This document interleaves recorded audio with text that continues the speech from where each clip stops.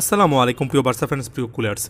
Champions লিগে বার্সার সামনে কঠিন একটা ম্যাচ। প্রতিপক্ষের মাঠে যেহেতু খেলা, যেহেতু প্রতিপক্ষ একটা মধ্যম সারির দল এবং সাম্প্রতিক সময় বার্সার ওভারঅল পারফরমেন্স, সব মিলিয়ে ম্যাচটাকে আপনার কঠিন বলতে হবে। বেনফিকার বিপক্ষে বাংলাদেশ টাইম অনুযায়ী আগামীকালকে অর্থাৎ রাত 12টার ঠিক 2 ঘন্টা পরে ম্যাচ, 2 AM এ ম্যাচ।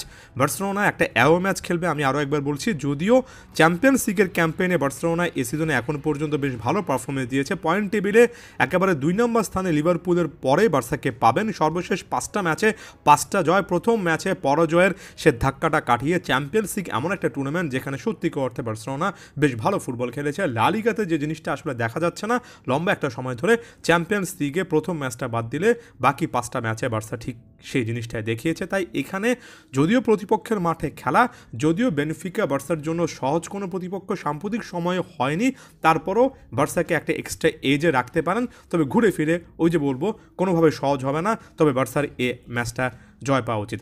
এখন কেন আমি আসলে বেনফিকাকে এখানে যথেষ্ট গুরুত্ব দিচ্ছি, কারণ আপনি যদি ওভারঅল চ্যাম্পিয়ন্স লিগে এই দুটো দলের হেড টু হেড রেজাল্ট দেখেন, বার্সাই এই দলটার বিপক্ষে 3টা পরাজয়ের বিপরীতে মাত্র 2টো ম্যাচ জিততে পেরেছে।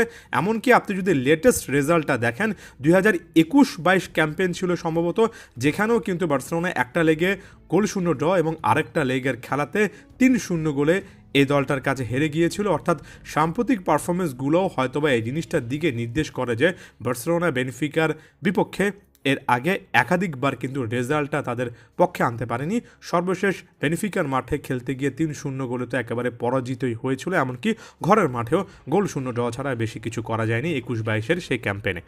তবে এর পাশাপাশি অনেকে বেশ কয়েকটা পজিটিভ পয়েন্টও খুঁজে পেতে পারেন, যেমন বেনফিকার এই দলটাতে বেশ কয়েকজন ফুটবলার রয়েছেন যারা নিজেদের দিনে ভালো করতে পারেন। তবে সবচেয়ে ভয়ের নাম যেটা হতে পারে আনহেল ডি মারিয়া, যিনি কিনা দুর্দান্ত ফর্মে আছেন। সেই ডি মারিয়া কিন্তু এ ম্যাচে হয়তোবা স্টার্ট করবেন না। বেঞ্চে থেকে শুরু করার এখনও সুবিধা আছে বা এখনও সম্ভাবনা আছে, তবে আনহেল ডি মারিয়ার ফিটনেস সংক্রান্ত কিছু ইস্যুর কারণে এখানে বার্সার ডিফেন্স কিছুটা হলো হাফ ছেড়ে বাঁচতে পারে। তবে সেটা যাই হোক, স্টিল এ দলটার কাছে নিজেদের ঘরের মাঠে সব রকমের অ্যাডভান্টেজ নেওয়ার মতো একটা সিস্টেম বা একটা সিচুয়েশান সাম্প্রতিক সময় আছে। তবে বার্সাকে যে জিনিসটা করতে হবে সেটা হচ্ছে নিজেদের উপর আস্থা রাখা।